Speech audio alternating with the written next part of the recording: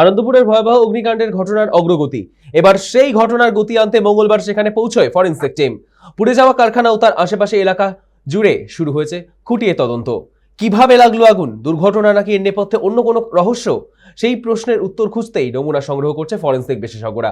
পাশাপাশি দাহ্য পদার্থের উপস্থিতি, নিরাপত্তা ব্যবস্থায় ঘাটতি, তার সব দিক থেকে খতিয়ে দেখা হচ্ছে। ইতিমধ্যেই একাধিক দগ্ধ দেহ উদ্ধার হয়েছে, তবে এখনো পর্যন্ত নিখোঁজ রয়েছেন বেশ কয়েকজন। এখন অপেক্ষা ফরেনসিক রিপোর্টের দিকেই, কারণ এই রিপোর্টের উপর ভিত্তি করে পরবর্তী পদক্ষেপ নেওয়া হবে বলে অনুমান।